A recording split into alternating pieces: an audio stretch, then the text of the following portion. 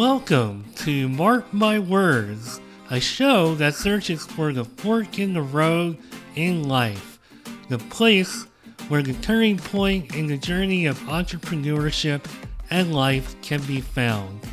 Let's meet each other at the crossroads on Mark My Words.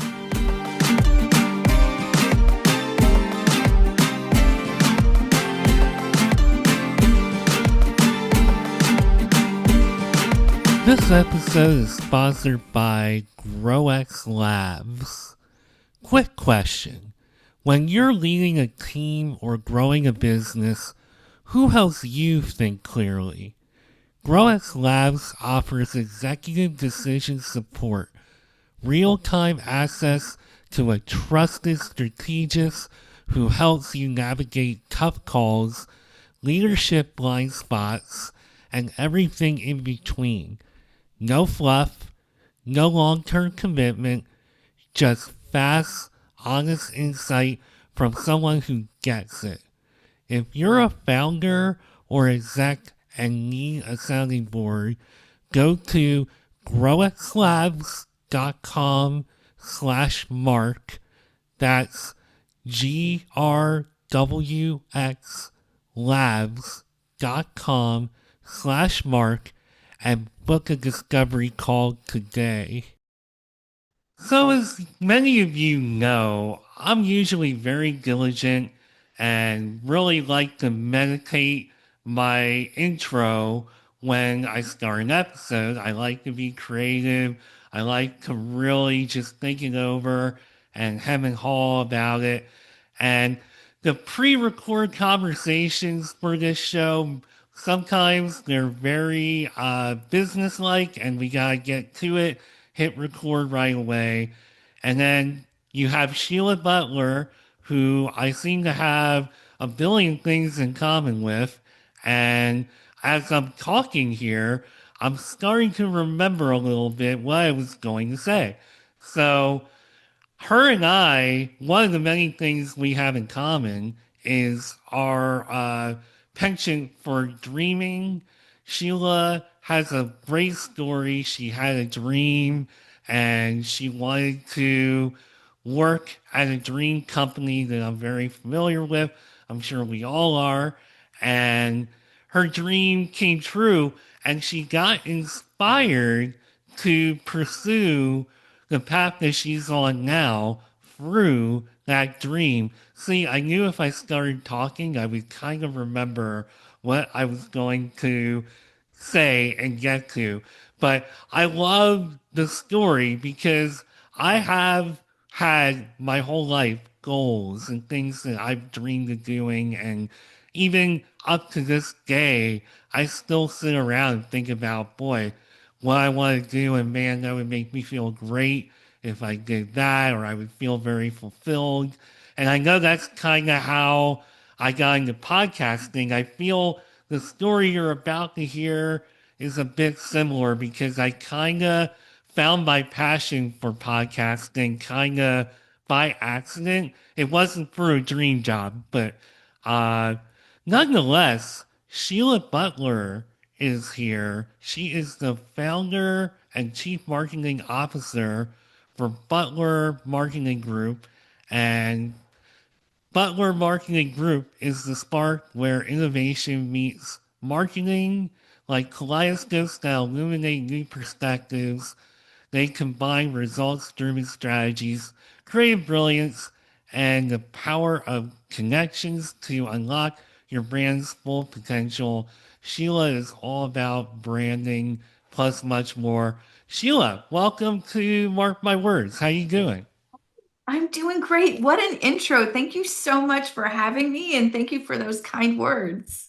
Well, thank you for the awesome conversation pre-record and just for the great words prior to recording, just in general. It's already been a fantastic experience. 100%. Yes. And even if I can allow myself, we even got into a conversation about my all-time favorite group, ABBA. There you go, with the new box set that I haven't even played it yet, but I love it. I love the fact that I can just own that cover art, even though it was just pressed probably a few months ago. But I digress. Welcome to Mark My Words. I am your host, Mark Schmidt, and I rarely ever say my name at the beginning of an episode. I have a tendency to forget to say my name. So I am Mark Schmidt. Wow, I actually said my name first. Okay, so Sheila has a really interesting story, and I kind of want to start because I don't know if I should start by allowing you to tell your story or ask you because you majored in business admin, music and business and arts admin. Did you have a real strong interest in the arts, and were you like creative growing up? Tell your story a little bit. Yes. So I remember, so I'm the youngest of three girls. And so we all played piano and had piano lessons every week. And I remember telling my parents when, when you get to that age and you have to pick, like, are you going to be a band, orchestra, or choir? And so they said, well, we're already paying for piano lessons. We're not going to pay for another lesson. So you should just be in choir. And fortunately, I just had this natural ability to sing. And so I thought, okay, that's fun. I'll do choir. And I ended up being like the accompanist on the side sometimes for things. So I played the piano a little bit in like junior high chorus and a little bit in high school. But I don't think my parents recognized at the time when they cautioned me about that I would end up having a double major in music and business slash arts administration. So I was the kid who would be auditioning for the summer musical, and I remember that the big first audition that I had, so fifth grade, so wow, really big, right? Not Broadway, but big for a kid. And I lived in Indianapolis at the time, and there were like 10 or 12 elementary schools. So all of the elementary kids who had an interest in musicals were auditioning for the show. And so I sang the song and from was a happy tune from King and I. And I remember going home and my family asked me how to go. I'm like, I think it went really well. I felt really confident. That song is all about confidence. And then I didn't get a phone call. And I thought, well, I didn't understand. They said they were going to call this weekend and tell us. And the show was Tom Sawyer's, the musical about Tom Sawyer. And so I told my mom, I was like, I don't understand. Like Mrs. Douglas, one of the second grade teachers from my elementary school, she was on the panel. Like I know I'm going to get a call. And she goes, maybe you weren't good enough. And that was the first time that someone in my life put this question of, am I really good enough? How am I relative to my peers? And back in the day when you didn't have call waiting, you have to like call and you just get this busy tone. So I kept calling Mrs. Douglas from the white pages. Again, dating myself, white pages. And I finally got through and I go, my mom said it wasn't good enough. She goes, no, you're Aunt Polly for opening night. They were casting two sets of all the characters in Tom Sawyer. I'm like, oh my goodness. So that like started my big music bug, and it just grew over time. So, but what's funny is fast forwarding to college, as I was in music school, I was a big music school and it rivaled Juilliard and New England Conservatory, et cetera, back in the day for voice. And I was a voice major. And so I remember people who were performance majors or music ed majors asking me, and they're like, what are you going to do with a degree in music and business? And I thought, well, I'm going to market the arts. I'll work for a symphony or an opera company, theater company. But in my head, the secret was I really wanted to work at Disney. And I decided when I was 6 that that was my dream on my second Disney vacation. It felt like home. I was waiting on the monorail and I thought, I think I'm just going to work here one day. And so that's all I wanted. And turns out that my first full job at Disney, one of the requirements was you had to have a music degree. So go figure. Wow. That you always hear people say things like that when it comes to more artsy majors, and even some that aren't, like maybe a history major. Like, what does one do with a history major other than teach? I mean, only somebody who is really passionate about it would they would probably be the best person to ask. And it kind of sounds like you would have been a great person to ask because it obviously sounds like you had a pretty good idea and did your research because you had the passion for it. Exactly. Yeah, I loved it. I worked in entertainment for the first 4.5 years of my Disney career, and mostly it was stage managing performances like the University of Tennessee marching band in the ABC Christmas parade, and cheerleaders and concert bands, and I had 200 clowns from an international clown convention. It's like go figure all these different things. But I met so many different people from around the globe, and I was their stage manager for their performance at Disney. And I don't know if you ever were in a performance group or if people listening were, but school bands and dance groups, they fundraise for years just to afford that big performance trip. And I felt an enormous responsibility as a Disney cast member to make this and deliver on the day that they've been dreaming about. And they worked really hard to be there. And so you can't go in with a bad mood or a bad attitude or have your own bad day because it's their day.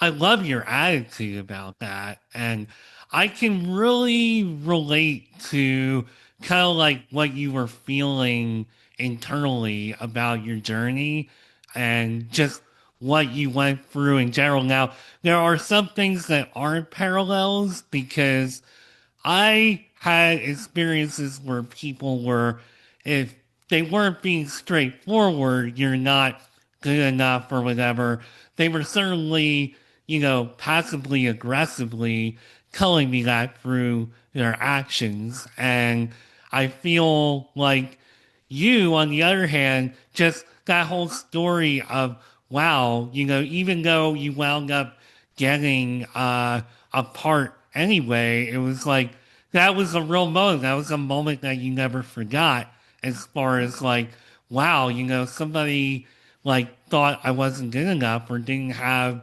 faith in me. And that is like the total opposite of what was driving me because my whole thing was to try to prove that I was good enough.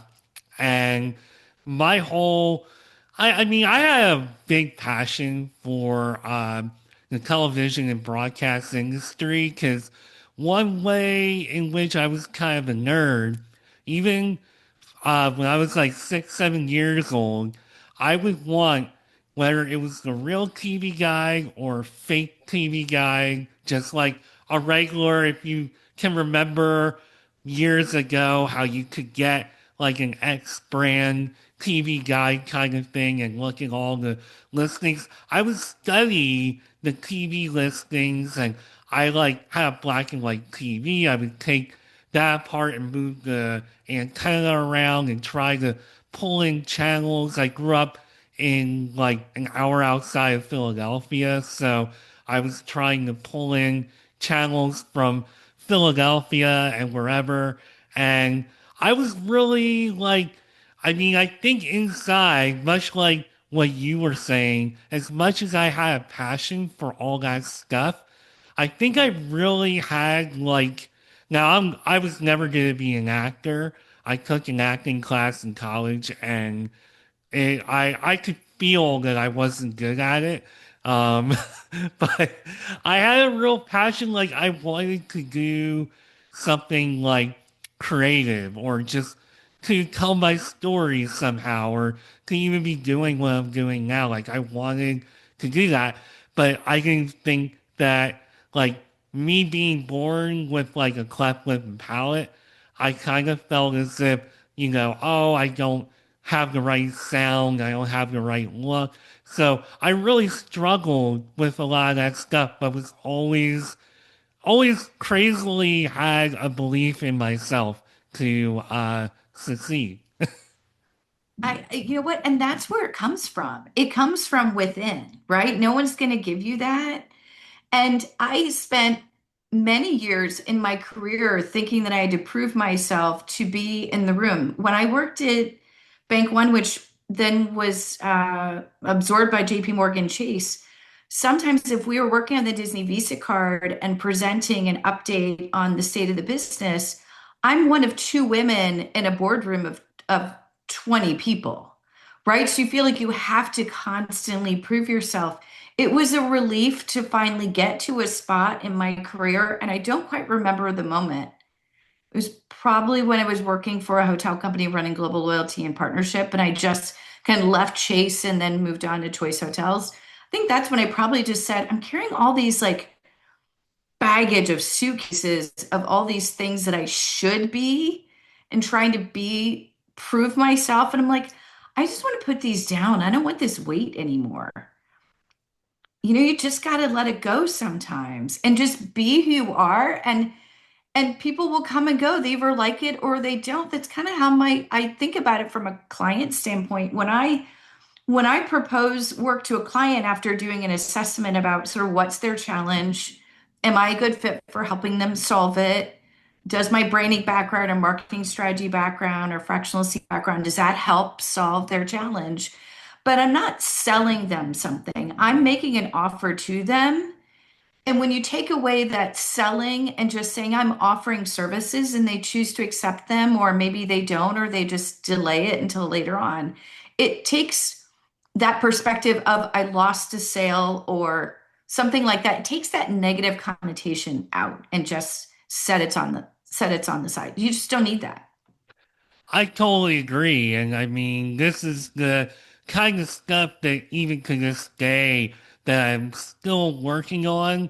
Because as you get older and you have experiences, like you have successes, you accomplish goals and all that kind of stuff, you start to learn that sometimes the way you're perceived or things that happen to you that you feel maybe aren't right.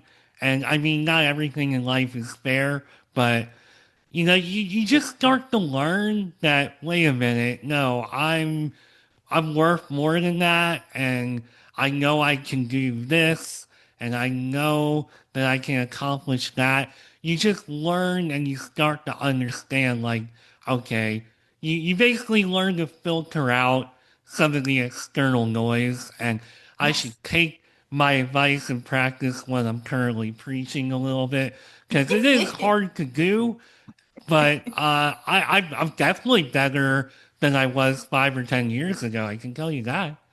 It's just, you just start somewhere. So, I'm in awe of the fact that you've had your show for 5 years and the enormous amount of energy that goes into starting that and finding guests and building up this curated conversation and meditating on your openings and the editing and the uploading and the sharing the clips with your guests, all these things. It's an enormous amount of work. And I started a show and like literally the slowest growing show on YouTube. It's called Marketing Over Bourbon. I talk with former Disney people like me. We talk about career journeys, leadership lessons, marketing while we're sipping bourbon, and it's filmed in a studio in Orlando. And I remember thinking just before I was starting this earlier this year, I thought, I don't know what I'm doing. I don't even listen to a lot of podcasts. I don't watch a lot of shows on YouTube. Like, literally, I don't know. And then it dawned on me there are people who become parents every day and they bring home an infant from the hospital. They don't know how to be a parent. And it's one of the most important responsibilities they'll ever have in their entire life. I can just figure this out. And you just figure it out. It doesn't have to be perfect. Full disclosure here, and I feel like that's not the first time I've said that since we got on this call. But I very rarely actually listen to podcasts. I think coming into this show, I don't know if I've ever really truly like listened, like actually consistently listened to one. Now I have listened to many to prepare for episodes. Like I listened to an appearance that you were on earlier today just to kind of get a sense for your vibe and all that. And I'm a fan of a lot of people who are doing this and working hard. I think there are a lot of people who have great shows, and I know there are more notable people. Like, I don't know how much NFL you watch, and this might be out of nowhere, but Aaron Andrews and Carissa Thompson have an amazing podcast that I actually do consider myself a fan of, where they talk about all of their like sideline reporting experiences and all that stuff. But just to kind of round out to what your point was, I mean, yeah, I didn't know what I was doing. There were some people along the way that gave me some hints, and I didn't get here out of nowhere. I started going to LinkedIn local events in the DC area a few years back. After I had a job for 10 years, they were reorganizing. I took their buyout package because I had a feeling that 10 years later they would still be reorganizing, and they are. Um, Not gonna name names on that, but basically, I took that as an opportunity, and I felt a little lost. I felt a little unfulfilled because I wasn't like doing managerial stuff anymore. Their operations work in my field is awesome. It's a lot of fun. You see a lot of things, but I wasn't feeling the same amount of fulfillment because I felt like I was having a real impact on people and their careers and stuff like that. I loved it. So I started going to LinkedIn Local, and I started meeting people who were telling me, hey, you should think about creating content. And, have you ever thought about creating a podcast? And just those kind of conversations. And I said, no, I have never thought about doing any of this because my mindset was I'm behind the camera, I do technical stuff. Nobody wants to hear my voice or whatever. Like, nobody wants to do that. Nobody wants that. But I started making content on LinkedIn just to do it. I was posting it, and I was getting like the feedback and support. Nobody was coming on and saying, you look like Gonzo or something like that. They weren't like, saying bad things. It was all very encouraging and supportive. And I started taking the little elbow nudges about doing a podcast seriously. And I didn't know what I was doing. I was just like, okay, I need a mic. I need a ring light. What do I need? I put it together, and here we are 5 years later to make a long story, hopefully short. Right? You just have to be a couple steps ahead. You don't have to know where the entire path leads and what that looks like. I didn't know what I was doing when I started my company, Butler Marketing Group, 2 years ago. I found myself in a position to suddenly become an entrepreneur. And you just, like you said, you just start by starting. I thought, okay, I need to brand my company. And I had created this proprietary branding process 20 years ago when a friend asked me to help him build his website. And I go, okay, tell me about your company. He goes, I don't know. I go, what? He's like, can you just write some words? I'm like, well, what do you want to do? Who do you want your customer to be? What are you offering? Was it entertainment production company? And so I just created this process for me to ultimately just have the marketing words to put on his website. And I didn't think that so long ago that that would become one of the biggest service offerings for Butler Marketing Group. But when I started, I thought, what do I know? I know branding, I know marketing strategy. I've been a chief marketing officer. I've worked on a lot of partnerships. I've worked in the loyalty space for a long time. So I'll just go with my superpowers, and you just start making it happen. And I think when you open yourself up to this, whatever this new adventure is you're willing to go into without really knowing, other than a step or two where you're going, and else is dark and you're not quite sure what's happening, the universe starts to put the right people in your path that help you and the right resources, right? I had to build my own contracts. I had to brand my own company. And it took me a couple of weeks to figure out what I wanted my promise to be for my brand. And it's funny. So you and I both have a passion for Disney. Do you remember, it's a long time ago, during the Millennium Celebration at Epcot, they had this thing called Leave a Legacy. And it was where families could share a picture and their family name, and they paid for this like engraving plaque at the front of Epcot. And so and I do a lot of meditating myself. So I was trying to figure out my brand promise, and I had written out something. I was like, no, that's not really a promise. That's not working. And so I just kept meditating. And every time I was meditating, I kept get leave a legacy. I'm like, no, no, no, no, that's Disney. That's coming from me. And I was like, it's not it. And then one day I was like, oh my God, that is it. That's exactly what it is. I just wasn't listening to my intuition.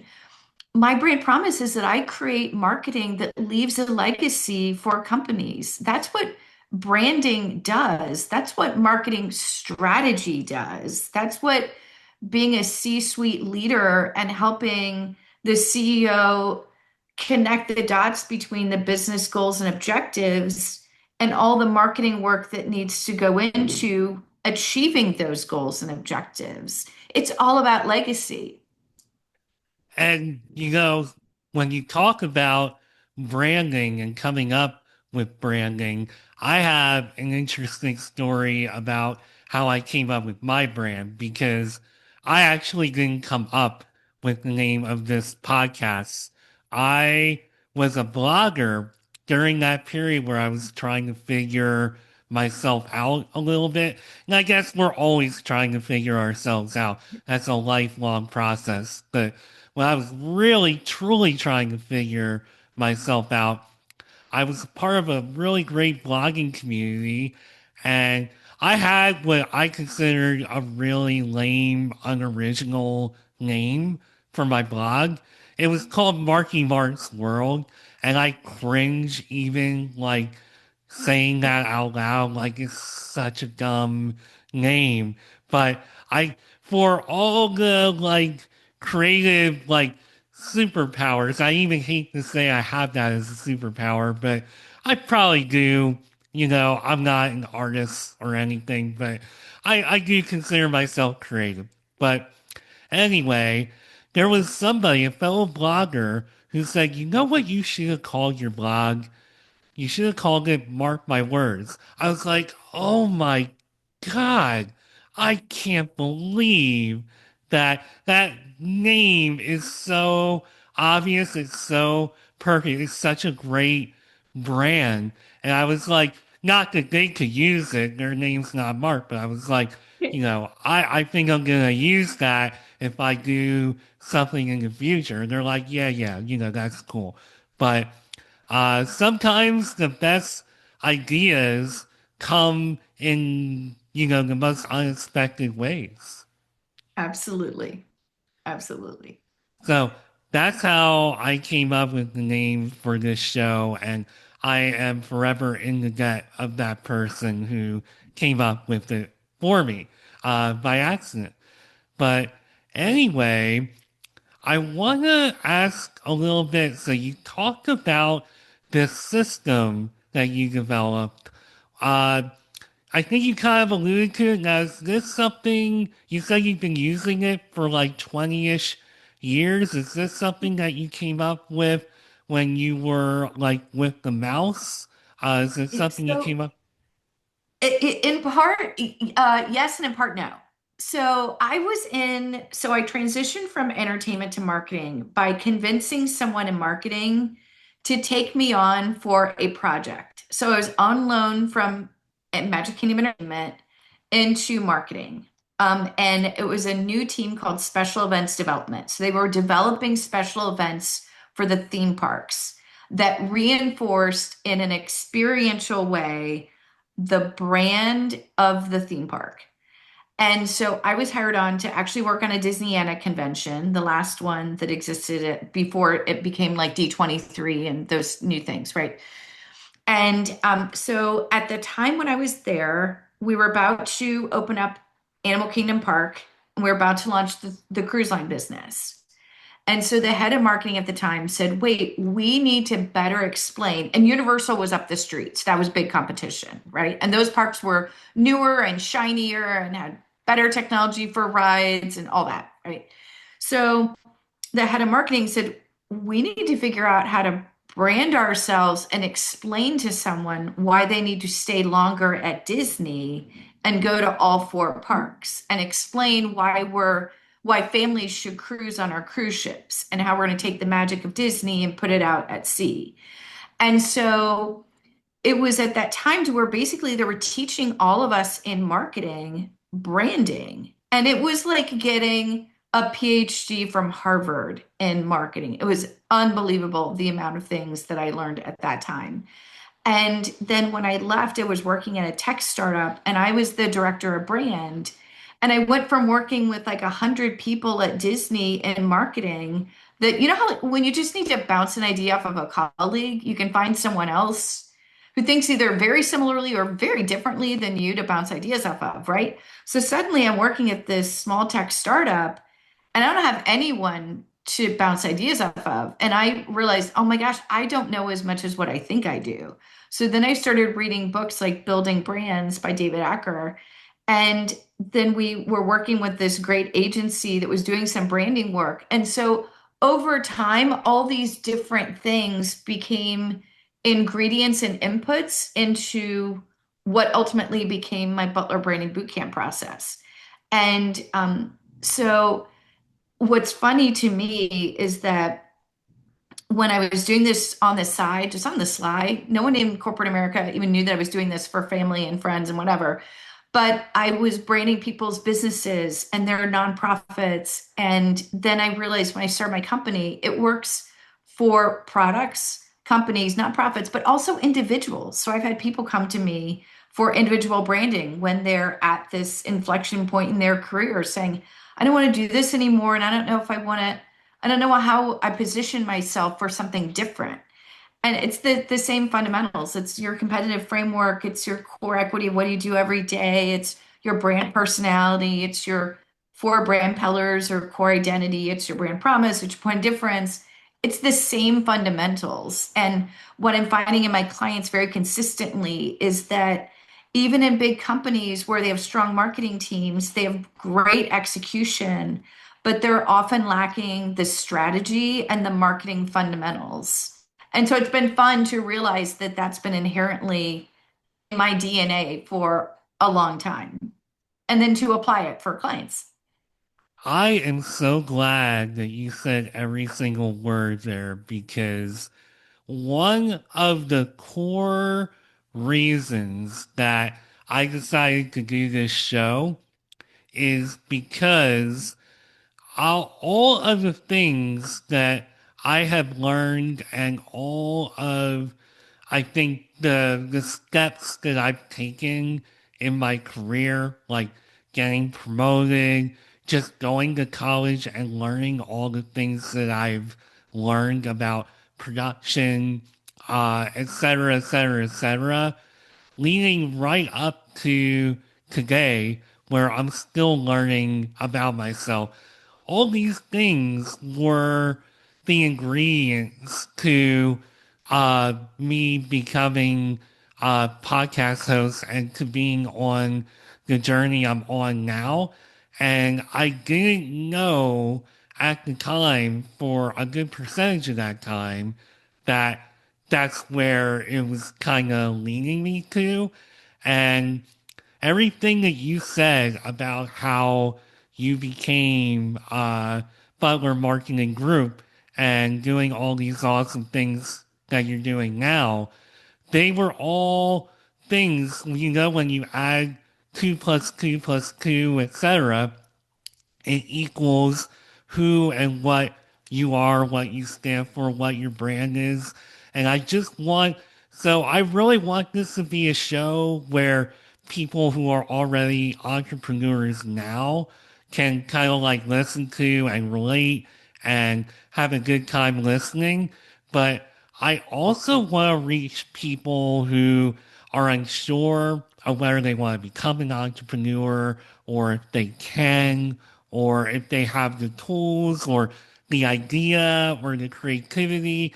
I want them to look at people like you and I and really think about their own life and maybe be inspired to do the same thing if they have the drive for it. Because one thing I've learned about entrepreneurship is that we all have like a similar kind of work ethic that like we have these similar traits and some of them are even kind of hard to define, but it's like I guess it's almost like comedians when they understand each other or musicians. Not saying that I'm a comedian or a musician or as good as any of them, but it's similar in that way. And, somebody like me gets, or at least feels a connection to Sheila and all the people I've had on this show and that I've met because I kind of like get what that mindset is and what it takes. I'm going on a bit of a tangent there, but I just felt like what you said there was impactful to me. Thank you. It's funny. When I started my show, I hadn't done a lot of camera work before, and it's filmed in a soundstage in Orlando. And so we've got three cameras and a teleprompter. So I upload my intro into it and then a closing. And then originally I had all my questions there on the teleprompter, but it was too obvious that I was reading off the teleprompter for some of the questions that they were long. So I started using cue cards. And you're constantly iterating and trying to figure out what works, right? But what's funny is after my first show, my producer was like, Sheila, that went so smoothly. Like, where did that come from? And I go, I think being a music major and a singer, performing in musical theater, and I was like, oh wait, and I was on the high school radio team for 2 years, and I was horrible. I mean, I wasn't horrible, but like I was good enough to be on the radio team. But still, like, who would have thought that the experience I'd completely forgotten about would be an ingredient in what made something feel very natural decades later? Very interesting that you say that because I have a memory that I'm pretty positive I've never shared in 100 plus episodes of this show. So back in the early 2000s, I'll try to make this a quick story, but I was trying to be the diligent, motivated person that I've always been, wanting to really get ahead. I was still in college and I got a job with local radio station. They were like a really like big station in my hometown. And all I did was just, they would broadcast Penn State football, basketball games, and I would just sit there and oversee. I would like pot the audio up when it was time to go back to the game. I would bring it down for the commercials. But every once in a while, there was a tag that you had to read. Now, this is going back to a time where I definitely did not have a belief in myself that I sounded near good enough to be on the radio or anything like that. And I'm still getting through college. I don't have any experience with anything. And here I am. And it was just one line. It was like, for more information, call blah, blah, blah, blah, blah. Or it might have maybe even been two lines. I don't know, depending on the tag. But I remember just being so nervous, even in that situation. I'm like, oh my God, this AM station that like nobody's listening to is gonna have to, like, I'm gonna be live. And I'm like, oh my gosh. So I'm barely even knowing how to get the mic on. And I flip it on and I'm just like, yeah, Okay, I might just go back to the game. I think once in a while I actually read it right, but even in those moments, I was just like, oh my God. Like, I'm sure they had recordings of that. I'm sure there were some times where I was like going, oh man, and just going right back. So I definitely did not feel I at the very least did not have the natural tools that you seemed to have and still seem to have because this conversation has been very delightful. But that's Wait a my minute, you know what? story. You do have the skills though, right? Because you've had this show for 5 years. You're doing Well, it. Well, it didn't start that way. I mean, I'm my own worst critic because when I listen back, I don't sound as like expressive or as confident as I do now. But that's Yep. exactly one of the many things I try to teach people is that in order to get better at anything, you have to just keep doing it over and over. And you had a theater background growing up, so you got to flex that muscle way more than I did anyway. But that's my story of being a total doofus. I think we're all our own worst critics.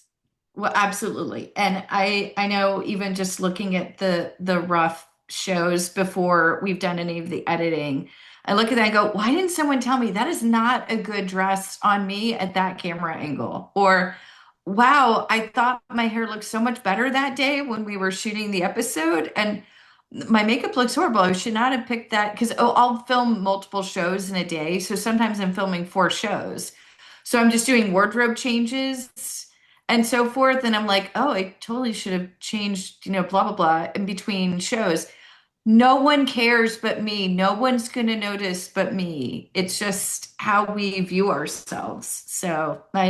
I'm working on getting over that. It's a process. It's all a It is. process for us, right? We're always growing and evolving and learning. Yeah, it's definitely a process. I go through it, and I'm probably going to continue going through it, but I'm going to keep listening to people like you and keep trying to work on that. And that's what life is all about. Kind of like my segue to the next topic here, which is so I feel like we've kind of told like a non-linear story of your path. I know you here and there have plugged some anecdotes about your story in here. So one thing that I do want to talk a little bit about, just because I'm still learning, I've had one or two at least like fractional CMOs, like just fractional entrepreneurs in general, just to kind of make that a little easier for people to understand. But I've never had somebody on the show who does what you do because I think usually it's more when you hear about fractional CMO or CEO, if CEO is a thing, but you usually hear about it in like the financial sector. Yep. Talk a little bit about being a fractional CMO in branding and just becoming an entrepreneur, maybe like growing pains or anything else that you have learned. Yeah, absolutely. Thank you for asking. So, part of the services that I provide are more project based. It's really based, it starts with the client's need, right? Where are their challenges? People will come to Butler Marketing Group, especially for the fractional work, if they lack the bandwidth internally, if they lack the leadership, if they lack the strategy piece of it. And so, as a fractional, I work with the CEO, who's the person I'm reporting to, and we'll start with, where's your company today? Where are you trying to take it? And then I start to do an assessment in a discovery phase and get to know the team and understand what their strengths are and where are they spending their time and where are they investing their marketing dollars and how much of their marketing is very purposeful and thoughtful and strategic and pre-planned, and how much of it is more impulsive, or someone asked for an email, so I created an email, and you're like, but what's email supposed to do? I don't know. They just asked me for an email. I'm like, okay, well, let's pivot on that. So I create the marketing North Star. Where do we want to take the marketing strategy that's going to deliver on for the business? And then build the framework around that. Often the Butler Branding Bootcamp comes into play because part of the challenge is often that people don't have a distinct enough point of difference in their marketing messaging. They may believe that they have one and they may have one as a company, but it's not shining through in their marketing. So that becomes a part of it. A lot of it ends up building out this strategic marketing roadmap of what are the things that we're going to do and say in the owned channels that we have, like our website and our mobile app and email and earned channels like social media and so forth.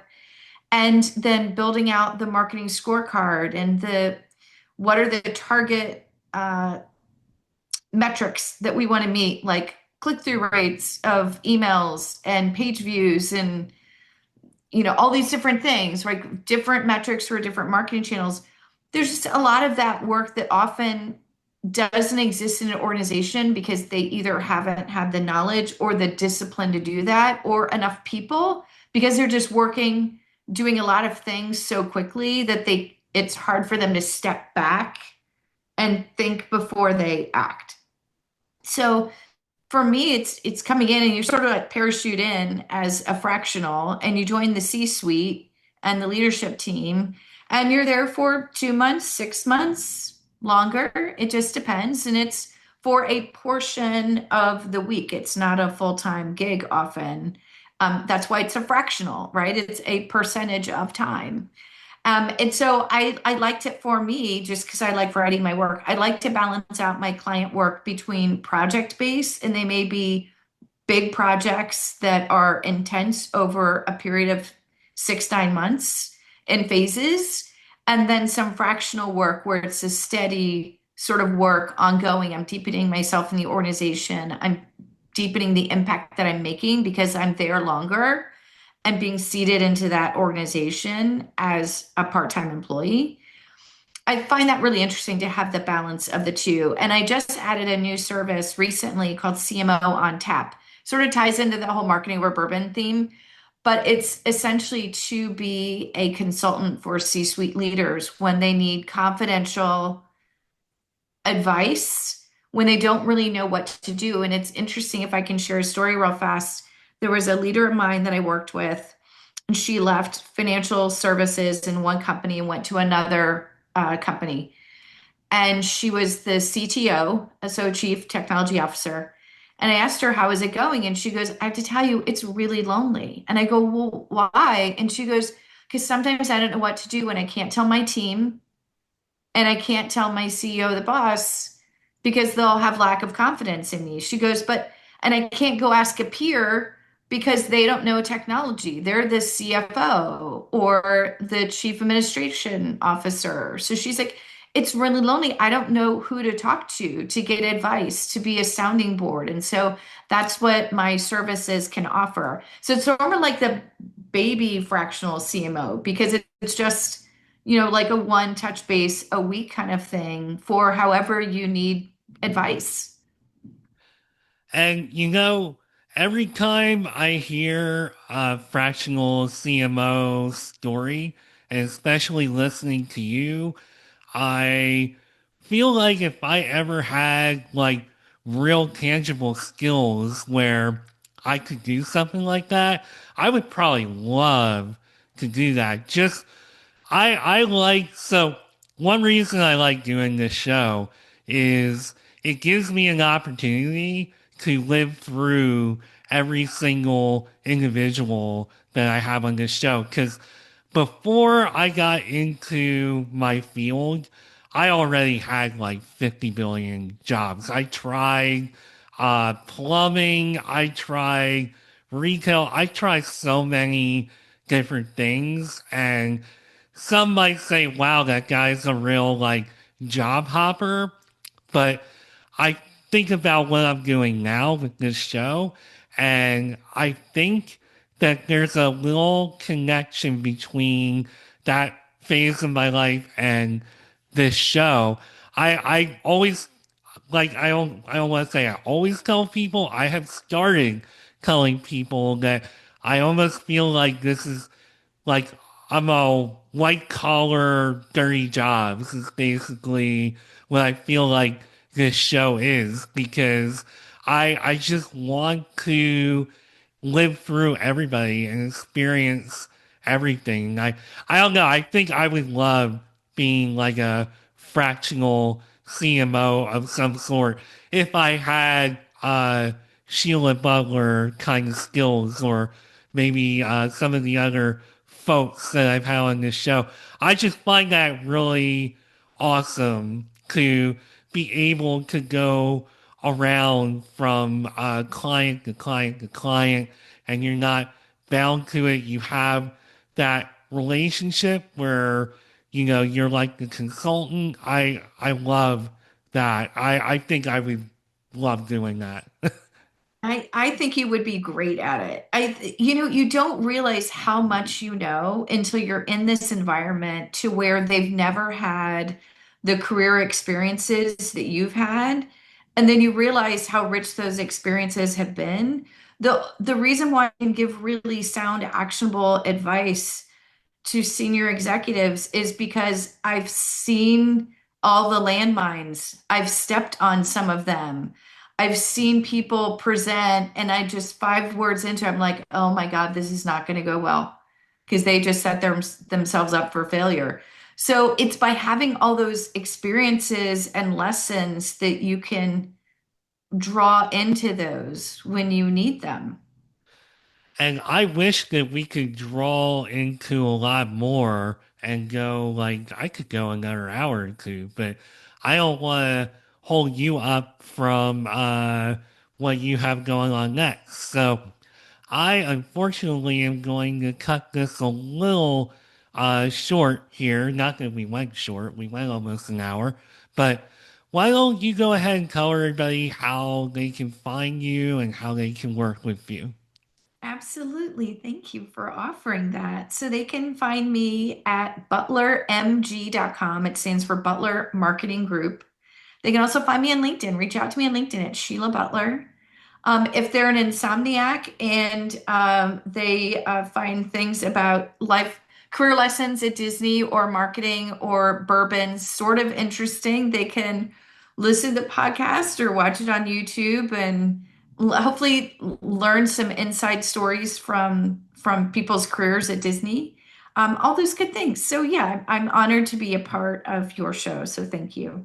Well, I'm honored that you came on Mark My Words today. This was a fantastic conversation. I had a great time, and I appreciate you for being here. Thanks a lot.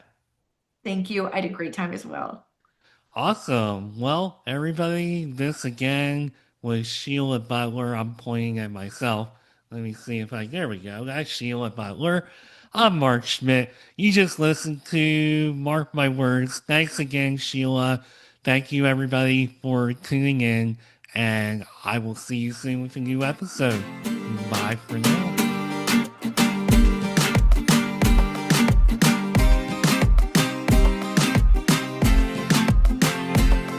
Thank you for taking time out of your busy day to go on a journey with me into entrepreneurship and life on Mark My Words.